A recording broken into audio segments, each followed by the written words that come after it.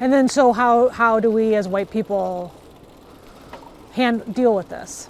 Well, it's not my responsibility. Yes, it is. This is my Yes, it responsibility. is. It's white people's responsibility. There's no way I'm taking responsibility for the Kenwood neighborhood, Melody. We're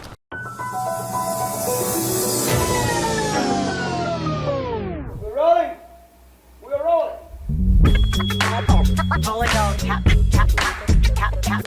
This is a real thing. Real thing. None of you have the balls to stop this. Stop this. I've got plenty of time. I have nothing else going on today. We're in the Wedge neighborhood right now.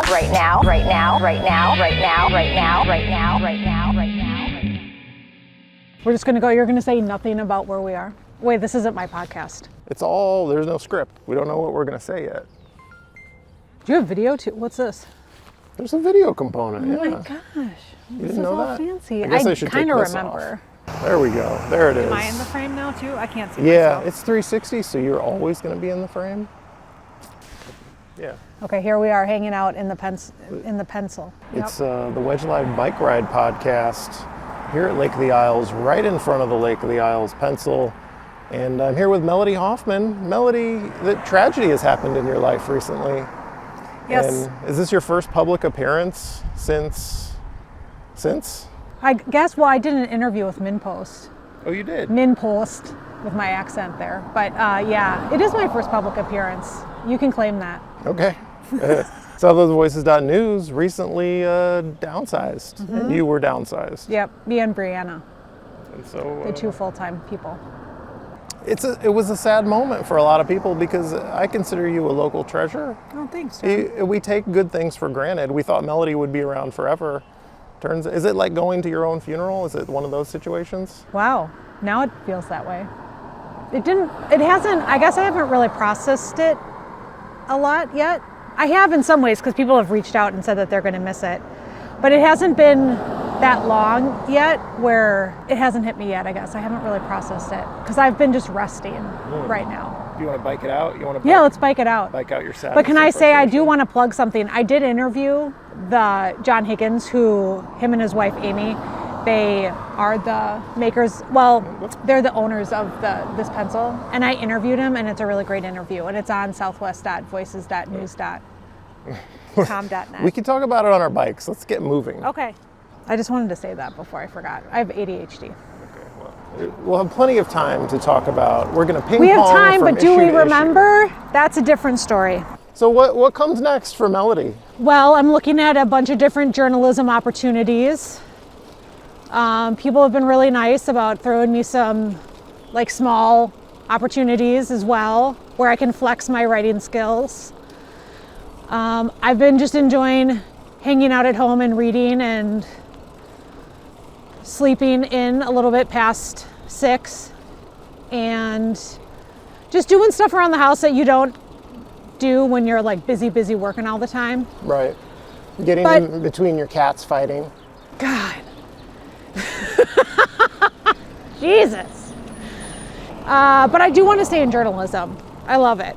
I came from a teaching background. Did you know that? I did know that. I think we've been over that. I've been on the show enough. You would think that. And what do you think that brings to your journalism? Are you bringing an extra humanity? What are you bringing that's extra? Well, yeah, because the interesting thing is part of my teaching was teaching media and teaching people about journalism, which included running a news organization for community college students. So I got to teach journalism with a much more hands-on approach where I was working with people who had never thought about writing a news article before. So it was, it came much more from a community standpoint and we'll work on this together, a lot of cheerleading and you can do it. And then seeing, oh, look at, people are still stealing the copper. I never know what's new theft and what's old theft. I don't know. Anyways, so I definitely have a very supportive approach to working with journalists and I guess community in general. I don't know. I But sound like like such a, working with the public, right? Yeah. Do you think it brings anything to that? Does it bring anything to the way you tell stories and interact with the public?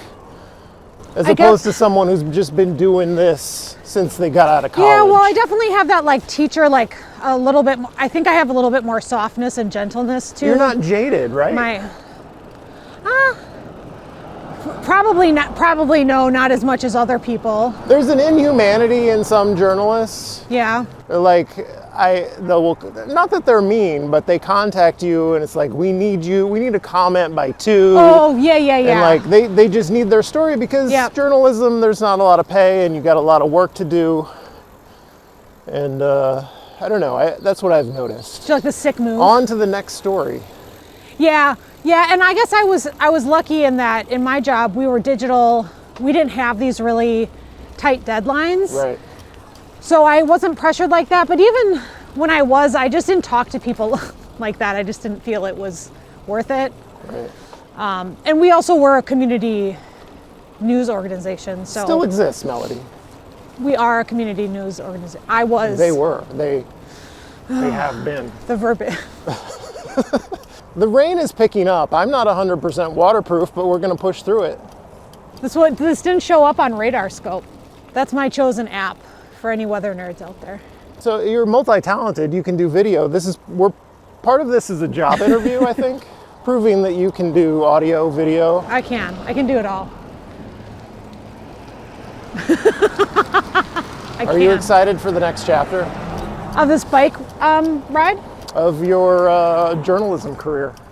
Oh yeah. Because it's a great time to be in journalism, I've heard. It really. I will say locally, we have such a robust news industry here that there's many opportunities. Is it frail though? Like, is it just waiting to all fall apart? I don't think so. I think people are very committed.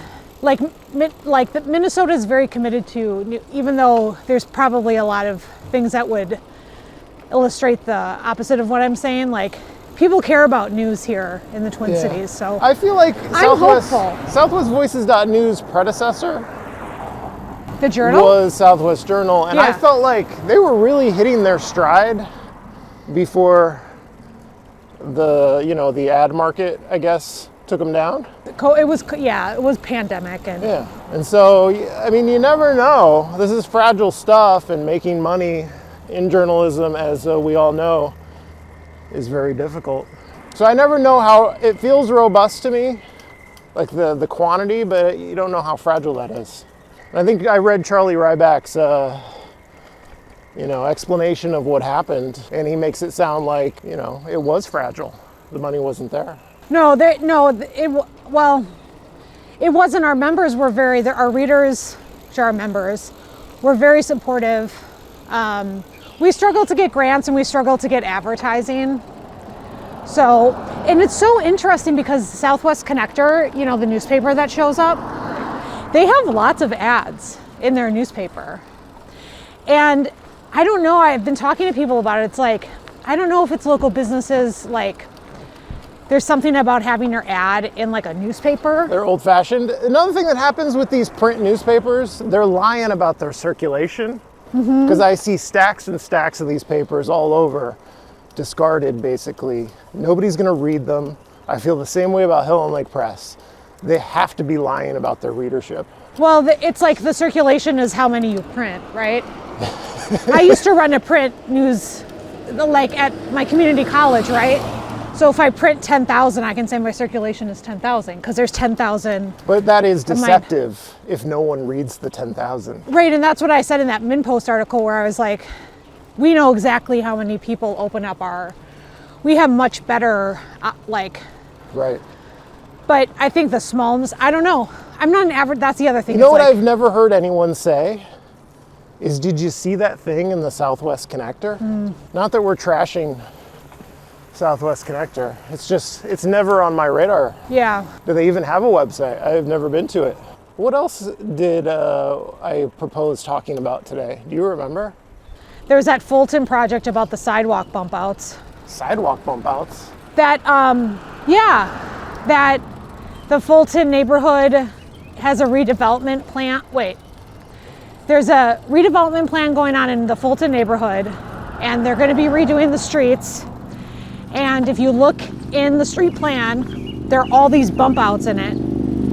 And all those bump outs represent parking getting taken away. And when I contacted the city about it, they won't give me the amount of like parking being taken away. Because they don't want to talk about it. Because they don't want to talk. Is it becoming a controversy? Yes. Well, there's community members. It's Fulton. Is it parking that hard to come by there? It looks like a lot of parking. Like, okay, whatever you care about parking, it doesn't matter. Like, it's not just like one or two bump outs. Like, it's a lot of bump outs. Like, there's going to be a lot of parking being taken away. So here, knowing nothing about this story, Yeah. maybe they're taking a lot of parking away. Yeah. Because there is such little demand for parking that But it they're not widens the street and makes it so people drive faster.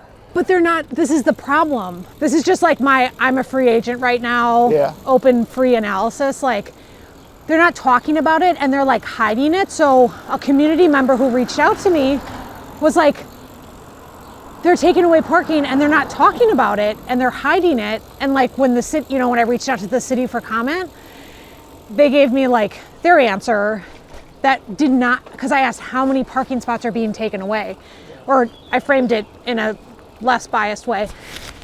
They said it's in the planning stage, blah, blah. They wouldn't even give me an estimate, so they're like avoiding the topic.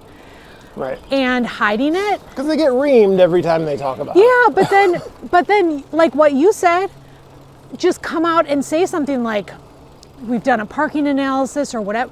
But by hiding it, you're getting, now all the community members can get all ramped up about it with no knowledge. Community members, just relax. We have enough parking. Anytime I'm in Southwest, it's like this parkway here. Nobody's parked and it's wider than it needs to be and people drive faster than they need to. I'm defending public works staff based on no knowledge. Maybe they haven't done this analysis and they're just eliminating parking for no reason.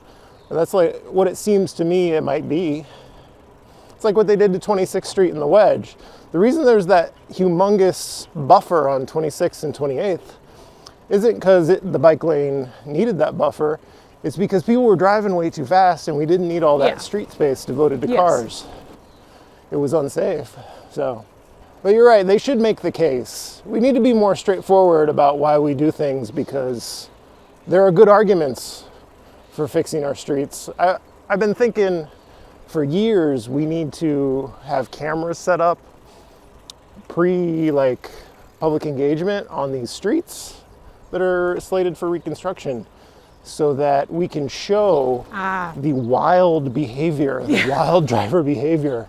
Like at the public meeting where people are amped up and ready to complain, show them a highlight reel of like 60 seconds of the wildest, close calls, car accidents on a street and say, do you want this to continue or would you like us to fix this? And you propose like the city to do that, or do you want okay. Because we have a bunch of cameras. I've been to the traffic control center or whatever it's called. They've got cameras at a bunch of intersections. And maybe you could set up new ones if you're doing a particular street. But do you think that they would take on what would be considered a biased angle like that? I mean, it might be considered a biased angle, but it's really just demonstrating the current conditions of the street. I guess if you're highlighting the worst moments, maybe that's a bias. You're not showing the normal driving behavior. But I mean, I get what you're saying. I'm not trying to poo-poo your idea. Right. That sounds like a really good idea for an advocacy group. Advocacy orgs don't have resources. Oh, because they can't get access to that. I mean, how would you set up a camera? You'd be worried about the camera being stolen. I feel like the city has cameras or could easily obtain cameras. They measure traffic. Like they do this kind of stuff. Right. I don't know. Right, and you can't ask an advocacy org to sit there all night. Because, when we see crime on TV and it's something happens downtown and we get security cam video of the awful, no good thing happening. Yeah. And it's like, well, we need to do something. This is a problem. maybe a series of cameras designed to pick up awful traffic situations. Like we have traffic cameras. We see awful crashes on the news a lot, but it's usually when somebody dies. Maybe we could show the close calls, the pedestrian nearly getting hit and throwing up their arms like, what the F? Yeah. So it's George Floyd, the anniversary was 2 days ago? Yeah. Sunday? Today is Tuesday as we record this. Yeah. And you wrote a book I did. dealing with racial issues. Mm-hmm. I'm less comfortable talking about race. Okay. And so I thought we could talk a little bit about that. Sure. What is different about George Floyd's murder is we didn't move on. Like we made a big ruckus. Mm-hmm. And we recognized something that had been a problem forever and we hadn't done anything about. Mm-hmm. And maybe that had to do with the pandemic. I don't know. There's lots of theories about why this time was different. Yeah. And another way it seems different to me is the way, like, white people were affected. Some of them, like, out of a sense of, oh, like the humanity and the inhumanity of that moment really affected people. But I think there's another way. It was like it hit across race.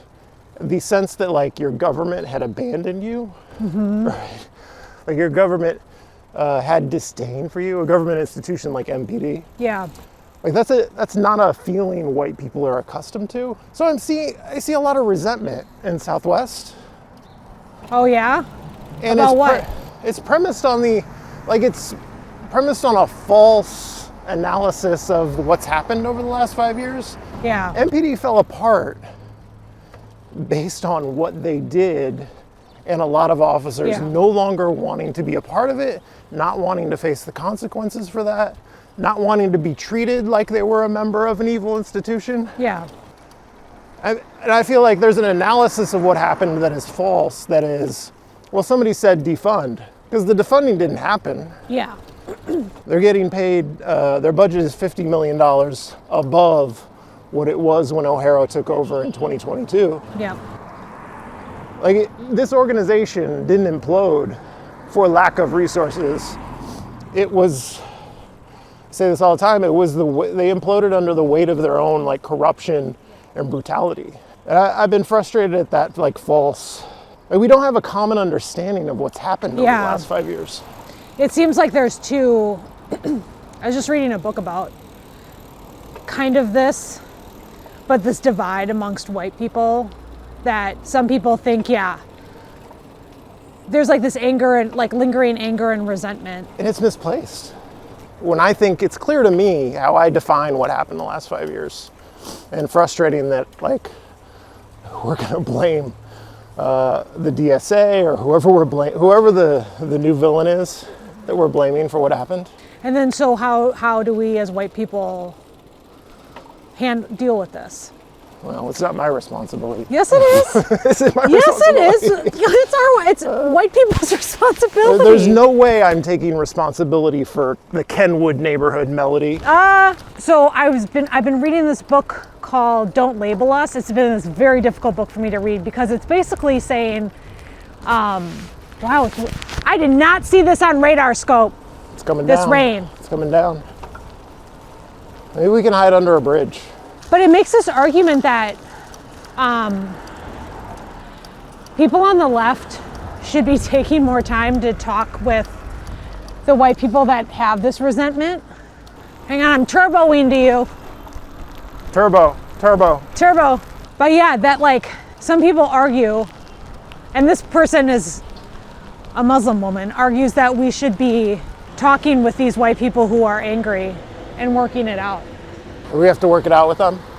I don't know that they're open to it. Don't we go over there to get to that Lake Street thing? Maybe we go under the bridge for a bit? Oh, sure, if you want to. I'll just follow you, white man. So, like that? Like, I'm not supposed to be doing, right? Because that's prejudice. Like, that's me being prejudiced. Oh, reverse racism? Did you do a reverse racism? No. But stereotyping, like the left. Oh, well, let's see it. Nice. Where is it? I'll show you right now. You say you want to see it? You got a bass? I got a big fucker. See my language, but a big one. Oh, well, bring it up to the camera. We have a camera here. 6 pounds? Look at that. Look at that bad boy. Lake of the Isles. Right there, right in the corner, right there. Wow. He hit it twice. Actually, he hit it 3 times. And the first time I didn't land it, second time I couldn't do it, and then that third time he hit it one more time, and then that's when I got him again. Well, congratulations. Yeah. That's awesome. Yeah. Thanks for showing Very it to cool. us. Nice. Anyways, skeptical of that book, still reading it. Because it's basically a giant argument against what white progressives have been doing. Oh yeah, that was gonna get loud because that guy is still celebrating his bass, which he should be doing. I hope he eats it tonight. That'll probably be tasty. I would be worried about eating the fish from the lake. I didn't want to say it to him, Oh yeah? but I'll say it to you behind his back. I worry for his health and safety. Yeah. Maybe I don't know that's- much about like eating fish and water safety. Yeah, me neither. Okay, let's go it's check out really- the radar. It's really everybody. coming down now. Oh, we could even get some food. The adventure has just begun. Here, let's go over here where there's a nice lake view. So, you were saying I was supposed to take responsibility for Kenwood? I don't know. We gotta get him back. Well, I don't know. I don't think they're open to it, is what I'm saying. I was at the Ward 7 convention, and a guy shoved Walter Mondale's son. I heard. That's how up in arms they are. And I said this to D.A. Bullock on the most recent episode. That was a great episode. That, like the most aggrieved and fearful people and resentful are like the safest, most privileged. That's not a surprise, really. Like with great privilege comes great feeling like you're the victim. Yeah. That's an old saying in the Wedge. And so I feel that resentment too. Like we lost a lot over the last 5 years, and it's easy to approach it from like, I know what Minneapolis can be, what it provides for me, and we lost some of that. But how much? So then there's this discussion about, in this book I'm reading, it's like, no, I won't even frame it around the book I'm reading. It's like, so then we have to have discussions around like, okay, we're gonna have to have some, I just feel like we had these conversations in 2020. Like, okay, yeah, we're gonna have to have some difficult conversations around how your worldview is not the only worldview, and we're gonna prioritize some other things right now. Not only is it like they have a different worldview, I feel like they have the wrong worldview. And I'm not even talking about, like, we're funding the police. And they believe Katie Cashman defunded the police, and she didn't vote for the new police contract. She voted for the increases to the police budget. She voted to make them the She highest had paid. some pretty conservative votes. I mean, conservative in air, you know.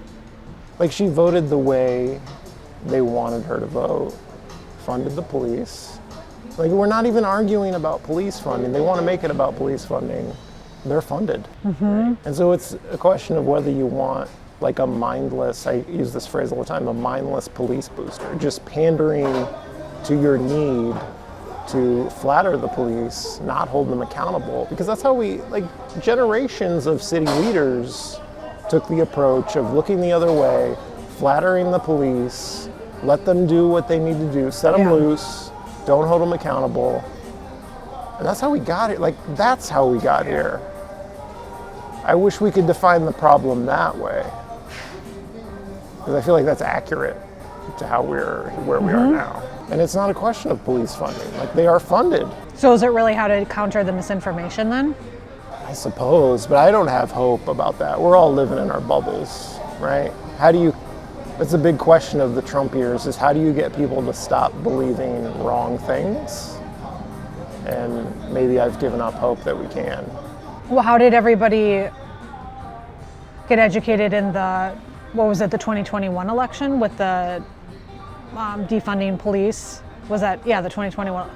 How did everybody get the wrong information? Was it campaign flyers? Was it Facebook? Was it? And we're all in our own social media space. And at least it was, I don't know, it was debatable in a way that like the Strong Mayor Amendment was not debatable. Like, in what way did our situation in 2020 have to do with not having a strong mayor? Because he was already in control of police. And that was the the thing that really gets me about the 2021 election. Not whether the police, the public safety amendment failed or passed, it was the strong mayor. Because that was really not addressing, it was not relevant to our issues at the time. It's scary to point to like specific things like PACs or Facebook, but those are often the spaces that spout off the most, or those are the spaces where they can spout off the most, I guess, biased messaging, and have been for campaigns for like a long time. Like when I was in journalism school in the early 2000s, like early 2000s, we were learning about PACs, like the Swift voting with John Kerry, like those were all super PACs, right, doing that kind of stuff. So I have to imagine that that's where people are getting some of this misinformation locally. Yeah. Because I think that's what's so frustrating, and it doesn't matter what side of the coin politically that you're on, like it is frustrating when you can see the facts that, like, so for this example, like Cashman voted for the police contract, and then like people are saying the exact opposite when the facts are like right here, or like the defunding of the police, when like how do you just like blast them out with information? And unfortunately, like that hasn't really worked in the past, with other misinformation campaigns, which is often on the Republican side, right? Yeah. I think it's a lot of culture war. Like, these people are different from me, they believe different things from me, and therefore I'm able to make up a lot of other, like, untrue things. Like, Katie Cashman is young. I have the sense she's further left than me, and therefore she must hold these other views that I despise. Yeah. We're attributing views to people simply because they're of a different type than us. Yeah. It's just so interesting, because I remember when Cashman came into office, and I was like, oh, like she was voting more, and when I say conservatively, I just mean conservative in the broadest sense. The like, politically correct term is moderate. Moderate. In Minneapolis. Thank you. Like just very moderately, like not doing whatever her opponents seem to say she's doing. Like her voting record was quite moderate. I don't know how it shakes out now. I think Josh's voting tracker shows her aligning, and I don't know if that means anything to be aligning with different council members, but like she was a moderate voter. So well, her and Koski joined the DSA. That's what I heard. Are you saying that sarcastically with a deadpan? Yes. Because I don't remember that. I don't remember that ceremony happening. Do you get the all of Minneapolis emails where they say the DSA aligned majority with Koski in it? That was so weird. Yeah. Another one who doesn't. Koski votes very all over the place. And there's this idea like, oh, the DSA is taking over and we have to root them out. But what they're doing is rooting out the actual moderates. Yeah. We have so few people in the middle. Yeah. We have a left that's going further left. Nobody recognizes that we have a right that's going further right. Yeah. And the people who are getting eliminated, or they're trying to eliminate, are people like Koski and Cashman, who are like legitimately in the middle and can work with both sides. Yeah. Great. Good landscape. It feels a lot like national politics. Local politics is becoming more like national with the PACs and the polarization. And I don't want to be a person who like gets old and complains about polarization. It's usually an old, irritating man who does that. Yeah. But it's happening. Well, I really hope that whatever leadership happens in November can change the tenor and the culture at City Hall. I think we're going to have a whole lot of the same. My sense is the Mayor Fry is running a winning campaign. I don't want to demoralize any of his opponents. And I feel like the council will probably be led by Elliot Payne again, which I think is good. I don't know that the dynamic is going to change. Maybe it'll change because, assuming Mayor Fry wins, he's a lame duck at that point. I don't know if that makes him better or worse to be a lame duck. He says he's not going for a fourth. So you don't think Fateh has a shot? No. Because you got to get Southwest. I mean, you have to. They're voting, if people aren't aware, and I'm looking right in the camera to say this, You have to be I'm competitive. saying that the voting turnout in Southwest is extraordinarily high compared to other places, and that's the only reason I'm saying. You have to keep the margins down. If you get murdered in Southwest, then it's difficult to make it up elsewhere. He means that theoretically, Electorally murdered. literally Electorally. murdered, yeah. What are your thoughts on Jason Garcia running for park board? They are a common and regular host here on Wedge Live. It's creating lots of problems for me as the host of the Wedge Live podcast.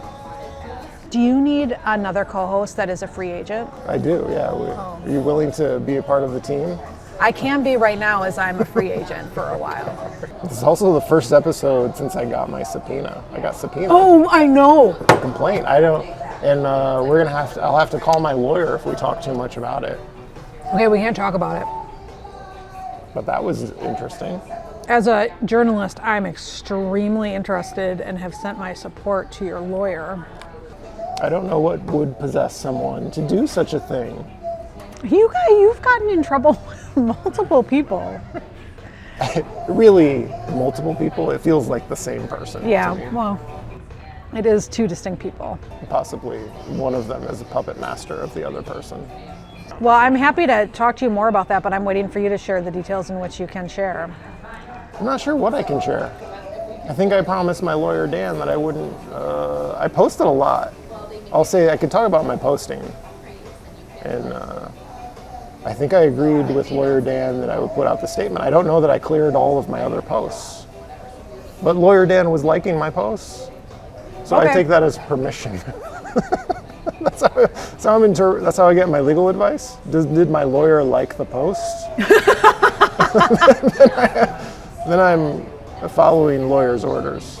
Okay. It's much better than like appearing on TV with your lawyer and having him over your shoulder. Yeah. It's just posting about it and waiting to see if he likes it. Okay, here's a question that I know people are going to have. Is there, if people are wanting to support you, you and Taylor, is there any way, can people support you in any way? You and Taylor? Taylor, I don't know. I don't know how to support Taylor. I know you can support me by going to patreon.com/wedgelive. Okay. To make sure I don't go the way of southwestvoices.news. It's what did Melody in was lack of support. You don't want to happen to me what happened to Melody. But anything with your court, the lawyer stuff in general? There's no fundraising for legal fees because Okay. lawyer Dan is representing us pro bono. That's very nice of Dan, lawyer Dan. So no expenses have come up related to that. He said I might have to get job interview clothes. Oh, you don't have a suit or anything? I don't think he meant a suit. He just meant like Khakis and a polo? Decent clothes. Do you have khakis and a polo or anything? No. I might be able to take out a polo shirt. I don't think it would look very nice. Like, I dress like a child. And he said it made me feel like a child when he said that. It was offensive. Oh, he told you that? He said Offensive you to me. dress like a child? No, he didn't say that. He said you might have to wear job interview clothes. Like I was a child. Like Taylor and I were children who needed to be instructed how to dress for a judge. And I thought, oh, maybe we are children, or maybe I am a child because I don't know that I have anything appropriate to wear. Well, I'm glad. See, but that's why he said it. So you can't get mad at him for saying something that you needed to hear. He prepared us. It's nice to be taken care of by a lawyer. Have you ever had a lawyer? I did once, yeah. I guess it would be less nice if you were paying, Yes. but when it's pro bono, it feels like family. Yeah. Taking care of me for free? Who does that? It's very nice. Well, this is a rained out edition of the Wedge Live podcast. Thanks to Melody Hoffmann for joining me. Two ends. I'm your host, John Edwards. This has been the Wedge Live podcast. Thank you for listening and watching. Go to youtube.com/wedgelive to watch this episode.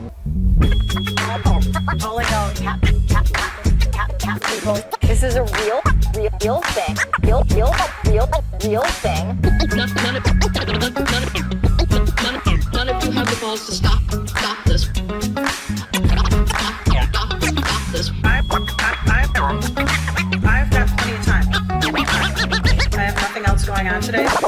in the Wedge neighborhood right now, right now, right now, right now, right now, right now, right now, right now.